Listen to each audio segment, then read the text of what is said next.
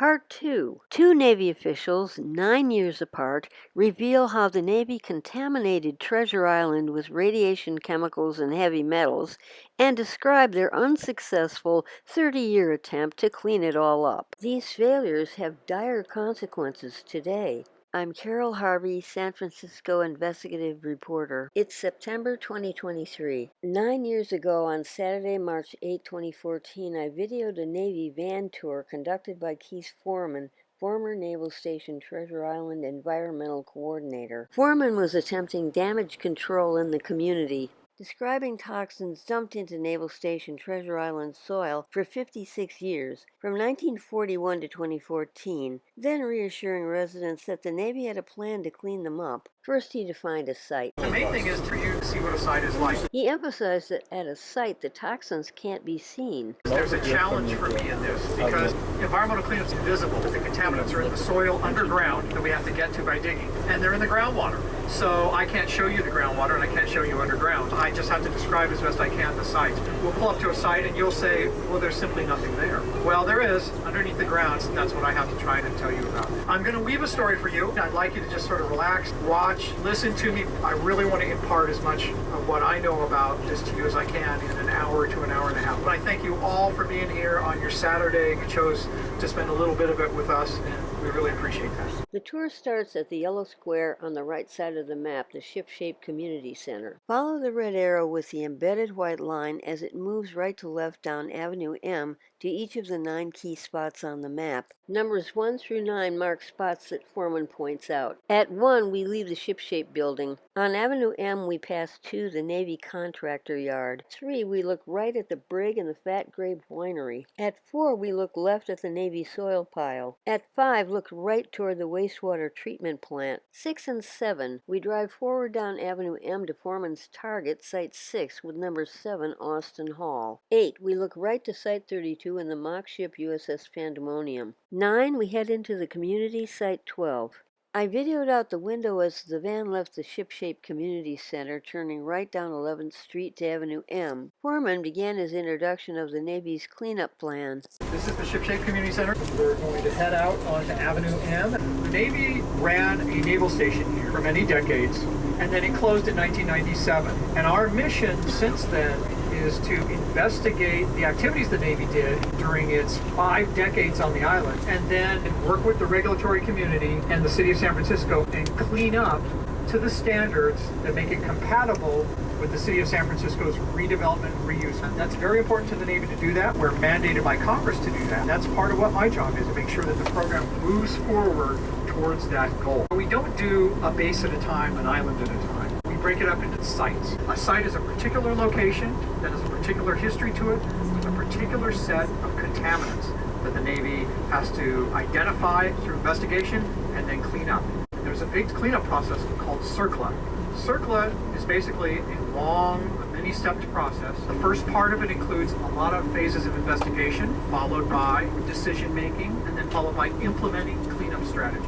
The van has turned right out of the Ship-Shaped Community Center parking lot onto 11th Street. On the left, you can see the fence around the Navy's contractor yard. From 11th Street, the van turns left onto Avenue M. Forman describes the Navy contractor yard as we pass. This is the Navy contractor yard. If a Navy contractor has field work going on here, Contractor employees park their cars in this large lot. At the back is Building 570 where they work. and you can see some of the signs from some of the companies there. CBI and Gilbane contractors work here. I visit the island, but then I come out and see our contractors who are performing the field work. The Navy gets money from Congress to contract to do the cleanup. We hire contractors for basically 2 reasons. Either 1, to write documents, or 2, they actually go out into the field and clean up.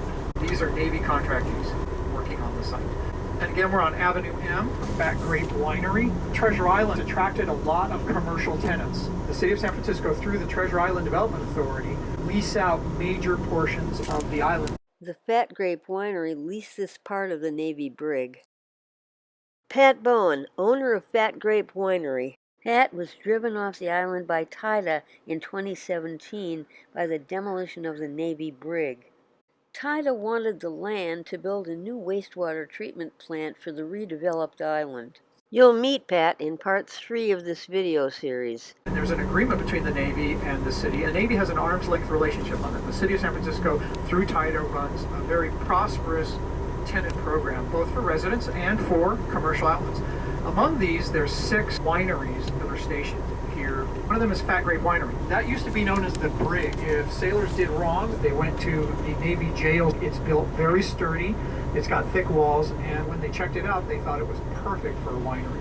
There's roughly 160 commercial tenants on the island. It's a bustling city with a lot of different companies. So the island is alive and well, even though the Navy base has been closed since 1997. Look down for number 4, the Navy soil pile. So off to your left here, this is the Navy soil pile. This is certified clean fill that we use to backfill once we dig holes.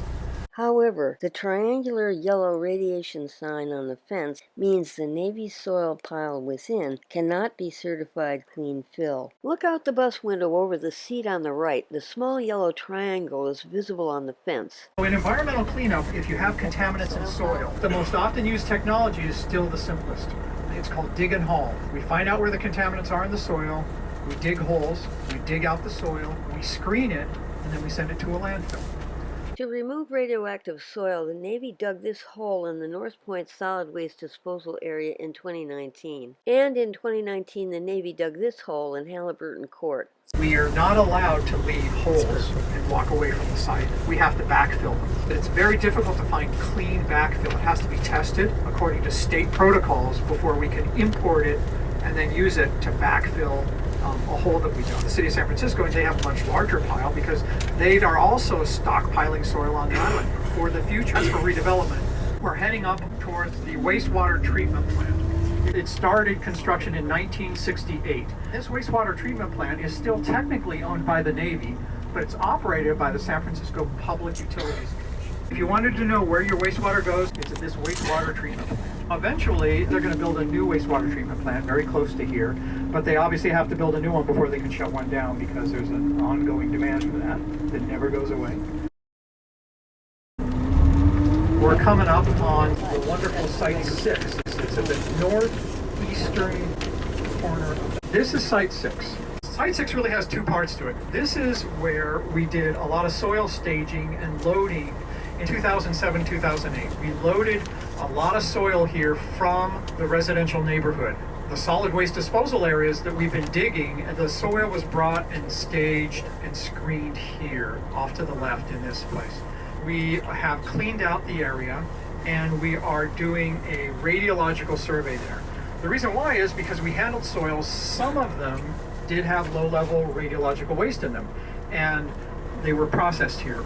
Later on, in 2010 and on, we used this area for sealed bins that had low-level radiological soil in them. 9 months before the Navy's November 8, 2014 van trip, I videoed these sealed radiation storage bins on Site 6 on March 12, 2014. The rules say when you use an area for radiological processing, you also have to survey it to make sure it's as radiologically free as when you started. So we have a baseline survey that said this area was not radiologically impacted in any way before we used it. Now that we've used it, we have to prove that it's not. And if we find anything, we are required to clean it up. In this yard right here now, we're doing a survey. They're about 2/3 of the way done, and we'll know what the results are in about a month or 2. 3 years later, on October 31st, 2017, we videoed radiation signs still hanging on the Site 6 fence. Treasure Island is mainly an administrative and training base. The other part of Site 6 involves the fire training school. They did training in damage control for ships. They did training for radiological equipment to detect radiation. And they did the training in radiological cleanups. Back in the Cold War, there was a big concern that the Navy may face radiological cleanups because of nuclear weapons. The sailors were trained in equipment that could detect it and means of cleaning it up. Look left on the map at number 7, Austin Hall. In front of us is building 461, Austin Hall. This was used as basically a classroom for the firefighter training school. Navy students were trained to put out ship fires on Treasure Island Site 6 for nearly 50 years. This ran from 1944 to 1992. This whole complex in this northeastern tip of the island was dedicated to that kind of training.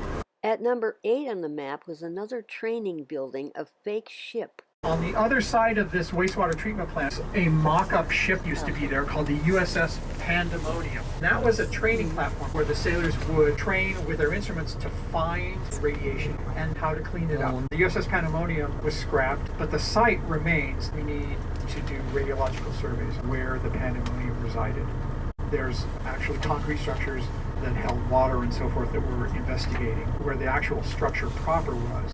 We're returning from Site 32 at the upper corner of the map back to Site 6. With the redevelopment phase, these buildings will all come down. This will be a wide open green space. Where are we at on Site 6? We're doing the radiological part of the cleanup, but there's also contaminants here. With firefighting training, you generate a lot of combustible material and burn ash.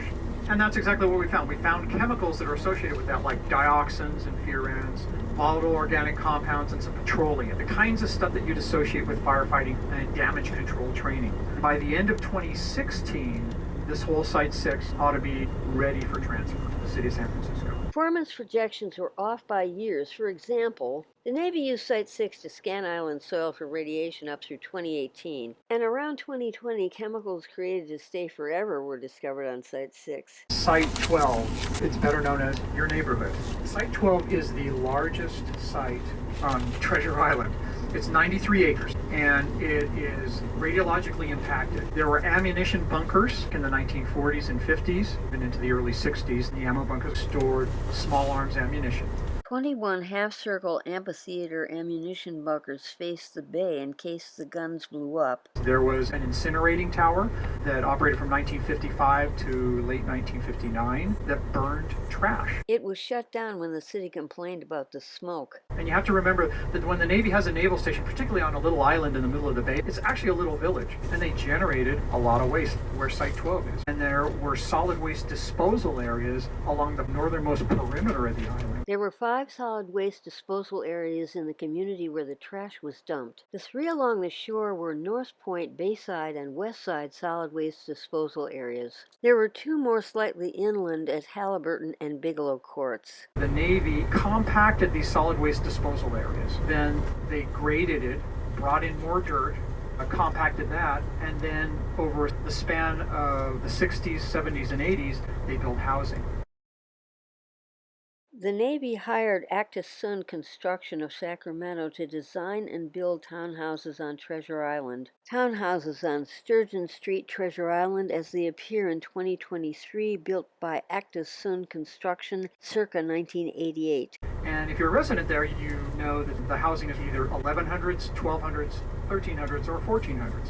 1100s and 1200s being built first, and then the 1400s were built as late as 1988 and 1989. As most developers would when they develop housing, they want a very level platform. So they took the soil from the solid waste disposal areas, the topmost soil, and they spread it around the entire site. So what the Navy's found is that there's low-level radiological objects spread across Site 12. Some of those radiological objects are associated with training. Some of them are a little higher level than just glow-in-the-dark gauges. Navy documents and photos show radioactive foils higher level than just glow-in-the-dark gauges. These foils were coated with highly radioactive strontium-90 and were most likely components of night vision glasses, assembled in Building 3 and dumped in the soil by sailors returning from war. And those are found mostly in the solid waste disposal areas around the perimeter of the neighborhood. We're going to go to each one of those solid waste disposal areas, and you'll see what the Navy's doing. The process is really clear what we have to do.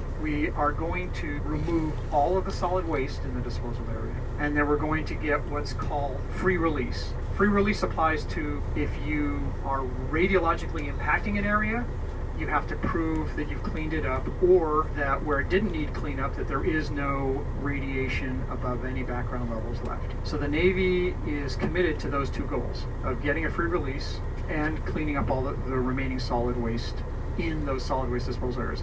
We've done most of the solid waste removal already, but we still have a ways to go. If you're residents, I do have to tip my hat to you, because it's not easy being in a neighborhood, living with the Navy, doing cleanup. We try our best to minimize that, but it's not an easy process. The good news is that you're going to see an acceleration of the process. We're going to do more digging and more cleanup in 2015 and 2016. And after 2015 and 2016, we're going to be, in many ways, over the hump. We'll have some more work to do in 2017, 2018, but when it comes to solid waste disposal areas, we ought to be done by the end of 2016. The following documentation shows that Keith Forman's predictions were off by 5 years or more. A workman stands at the open gate looking at cleanup activities ongoing at the Bayside Drive solid waste disposal area on May 13, 2016. This photo shows Bayside cleanup continuing a year later on October 31, 2017. To remove radioactive soil, the Navy dug this hole in the North Point solid waste disposal area 2 years later in 2019. This Navy photo, dated 9/17/2019, shows the Navy was still digging toxins from Halliburton Court solid waste disposal area in 2019. Finally, this photo shows 2 construction workers at the West Side solid waste disposal area gate next to a radiation sign as late as Tuesday, April 4, 2021, when the video was shot. That poses some challenges, so the Navy's going to constantly be in touch with you and Director Bob Beck as well,